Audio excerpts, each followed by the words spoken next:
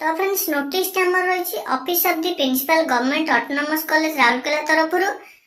देखिए कौन नोटिस रही all the PG and UG students are informed that नुआ और स्कॉलरशिप स्कीम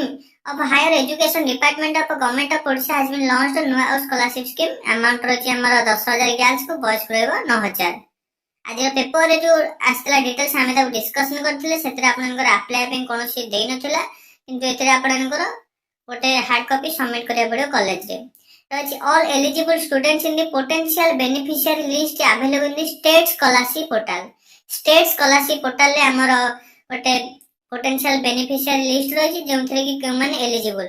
सेटा हम परवर्ती समय में डिस्कशन करिबा रही आ जो माने एलिजिबल से माने को पे instructed to deposit the duly filled in hard copy of the annexure 1 माने एनेक्सेसर 1 को आपण फिल अप करके कॉलेज रे सबमिट करिवे किंबा एनेक्सेसर 2 रही एनेक्सेसर 1 टा रही आपनकर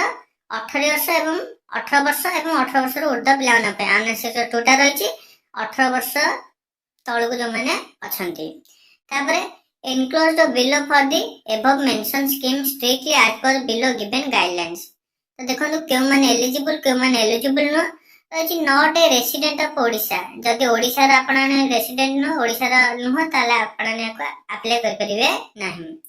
टैक्स पे पेरेंट्स मान जदि कोनोसी गवर्नमेंट को टैक्स देउ नथिबे त आपण जदि दउथिबे त आपने को अप्लाई कर परिवे नाही parents regular in service holder इन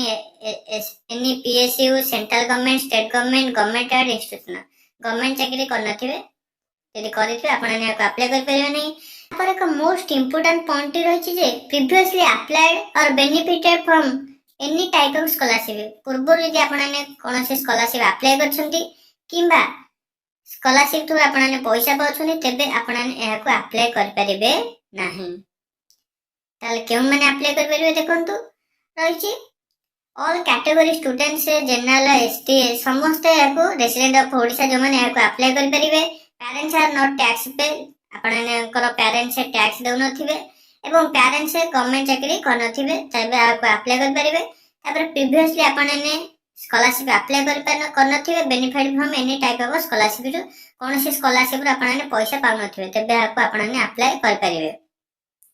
तापर students already applied benefit from Vyasakabi Fakirmohan व्यासवती scholarship are also eligible to apply for this scheme जो माने पूर्व व्यासकवि फकीरमोहन व्यासवती स्कॉलरशिप पकई छनी तेबे आपने एहा को अप्लाई कर परिबे किंतु अन्य कोन से स्कॉलरशिप पकई छनी एबे आपने एहा को अप्लाई कर परिबे नाही तापर ओटे इंपोर्टेंट पॉइंट देजी देखंतु complete correct information should be provided in annexure 1 annexure 2 as a for the scheme तो दिलटे कंप्लीट करेक्ट इंफॉर्मेशन जे आपनकर एनेक्सेसर 1 एवं एनेक्सेसर 2 रे देछि ताको आपने फिल अप करिवे for scheme requirement by the eligible student related to students name रहबो आधार नंबर रहबो currently active bank passbook account details रहबो एवं मोबाइल नंबर रहबो तापर followed by successful hard copy submission of annexure 1 annexure 2 at the counter number 5 एवं तापर रही 15 तारिख सुधा 15 तारिख रे आपने आको कॉलेज रे सबमिट करिवे क्यों कले ना राउरकेला कॉलेज जो रही तार तरफ जेहेतु नोटिस रही तो सेही कॉलेज रो पिला काउंटर नंबर 5 रे सबमिट करिवे तो 15 रु 19 भितर 15 रु 19 तारिख भितर सबमिट करिवे तापर to receive the acknowledgement received from counter number 5 on the same day तापर गोटे एक्नॉलेजमेंट रिसीव्ड पाइबे सेटा आपन को सेही दिन जो दिन सबमिट करिवे सेही दिन आपन को काउंटर नंबर 5 रु मिलि जिवो तापर एठी आपन को देछि यदि आपको कौन से पचार पड़ो आपको पचारि पारे तो यहाँ केवल आपंकर रही राउरकेला कॉलेज एलिजिबल कौन कौन सब आम डिटेल्स डिस्कसन कले किंतु अन्य कॉलेज आसीनी जदि आसी परवर्ती समय डिस्कसन करवा तो ये हूँ संपूर्ण डिटेल राउरकेला ऑटोनोमस कॉलेज